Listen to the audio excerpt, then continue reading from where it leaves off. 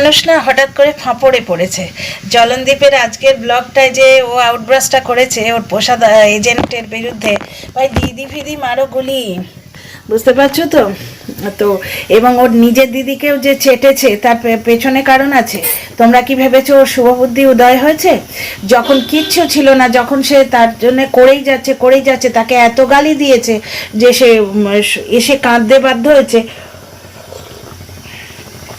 তো যাই হোক, টিনার বাবা একটা জায়গায় বলেছেন, যেখানে টিনা বোধহয় যে কোন ব্লগটা আমি তোমাদের বলে দিচ্ছি, টিনার বাবা একটা জায়গায় বলেছেন, ওই যে ব্লগটা যেখানে উনি বললেন যে আমার মেয়ে বাইরে আছে, যেদিন টিনা ব্লগ দেয়নি সেই দিন বোধহয় 6 তারিখে, তা আমার মেয়ে বাইরে আছে, রান্নাটা আজ আমার ঘাড়ে পড়েছে, সেই ব্লগটাতে উনি বললেন যে মাছ এনেছি, করেছি, আমি মাছটা করে নিই, এই কটা মাছই করে নিই, কারণ মেয়েও খাবে না বাড়িতে। উনি বললেন এই কথাটা, মেয়ে খাবে না, কারণ কি মেয়ে রাত্রির বেলা ওই ডায়েট কন্ট্রোলের জিনিসটা খাবে।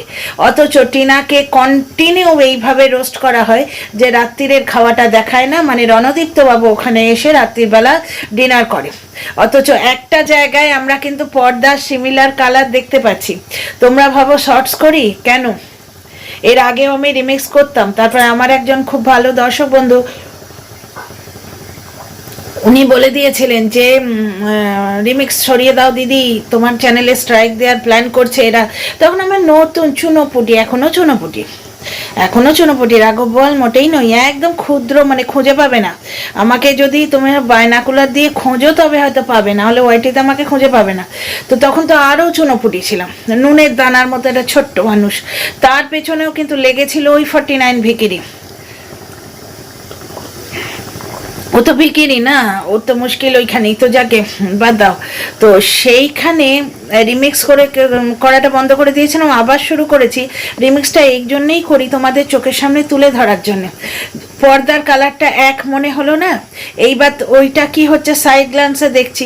এবার ওটা যদি সামনে থেকে দেখো, মাঝখানে যে কর্মগুলো রয়েছে, মানে পর্দার মধ্যে যে কাজকর্মগুলো রয়েছে, ছোট ছোট প্রিন্টগুলো রয়েছে, সেগুলো স্পষ্ট বোঝা যাবে, বুঝতে পারছো তো? একটা জায়গায় প্রমাণগুলো স্পষ্ট বোঝা যাচ্ছে, আর একটা জায়গায় কিছুই দেখা যাচ্ছে না।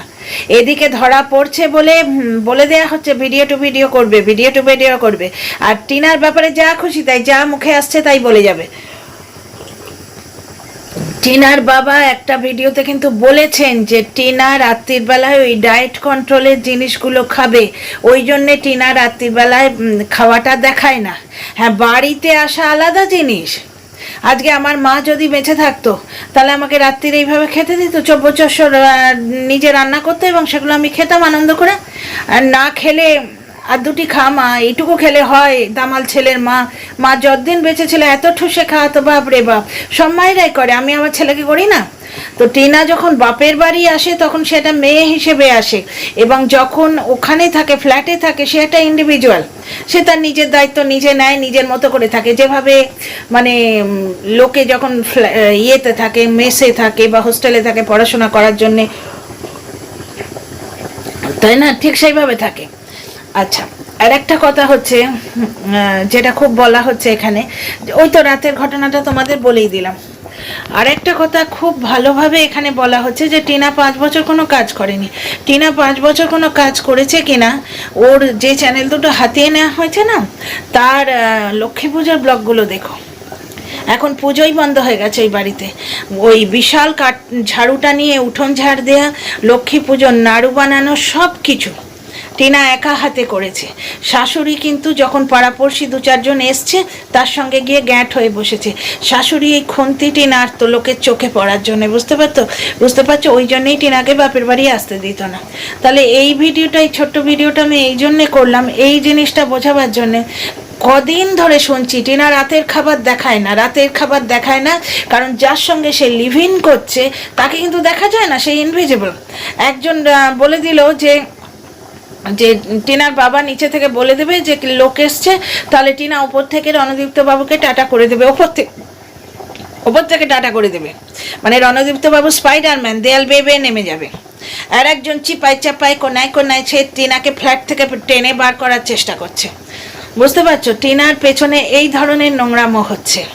তো যাই হোক, মাথার ওপর যিনি আছেন তার হাতে তো একটা দাঁড়িপাল্লা আছে রে ভাই, কর্মা স্ট্রাইকস ব্যাক।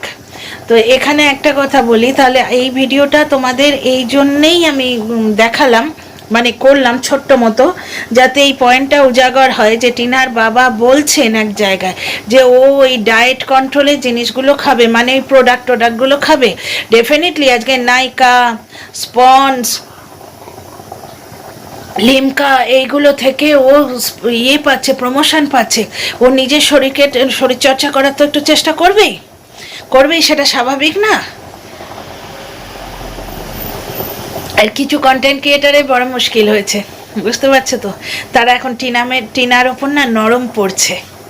ঠিক আগে যে এরকমভাবে মানে মানে যাচ্ছে তাই বলে ভিডিও করতো, স্পষ্ট দেখা যাচ্ছে যে টিনা বাবা মার সঙ্গে ঘুরে এলো, দাদা বৌদির সঙ্গে ঘুরে এলো, এসে দই কাতলাটা রান্না করলো, টিনার বৌদি সবজি কুটে দিল, টিনা রান্না করলো, অথচ সেই একই সুরে বলে যাবে।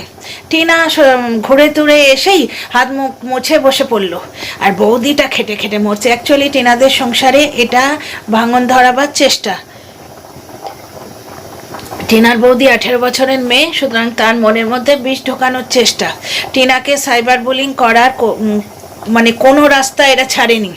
নোংরামো এমন করেছে, আজকে তো দেখলে তার একটা প্রতিকার হয়েছে, দেখা যাক প্রতিকারটা আদৌ হয়েছে কিনা।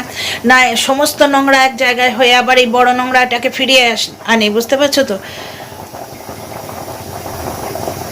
জানি না আমি তো।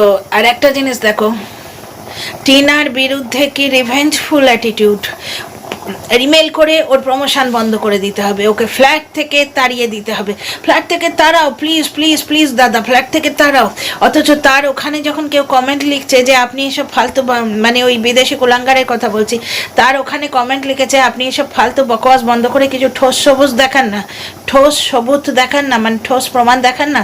তখন সে লিখেছে আমি বিদেশে থাকি দাদা, নিজের কাজ তো অন্যকে দিয়ে করানো যায় না, মানে অন্য কাউকে ডেপুট করে রেখেছে যারা খবর দেবে, নিজের কাজ তো অন্যকে দিয়ে করানো যায় না। তা আমি যদি আজকে ভারতবর্ষে থাকতাম আমি কত কিছু করে নিতাম। এবং একটা ভিডিওয় বলছে যে আমি যদি ভারতবর্ষে থাকতাম আমার সঙ্গে হ্যাবক ঝামেলা লাগতো, অথচ আজকে মানে ভিকটিম কার্ডসে যে ভিডিও করতে এসছে, আমার ভিডিওয় তো মারবো ধরবো মিমস ছাড়া কিছু থাকে না। আগের কোন একটা ভিডিওতেই শুনছি আমি তো এদেশে থাকি না, এদেশে যদি আমি থাকতাম তাহলে এই রণদীপ্ত আর টিনার সঙ্গে কোনো না কোনো ঝামেলা, ভয়ঙ্কর ঝামেলা লাগতো, একটা ভিডিও বলেছে। তোমরা দেখো, দেখতে বলছি না, এই নোংরা ভিডিও দেখা যায় না, আমি দেখেছি, আমার কথা যদি বিশ্বাস করো আমি তোমাদের বললাম। তাহলে এইখান থেকে আমি প্রমাণ করে দিলাম তো যে টিনার বাড়িতে রাত্রিবেলা কেন খাওয়াটা দেখায় না। এই ভিডিওতে এইটুকুই। ভালো লাগলে কমেন্ট করো আর সাবস্ক্রাইব করে পাশে থেকো।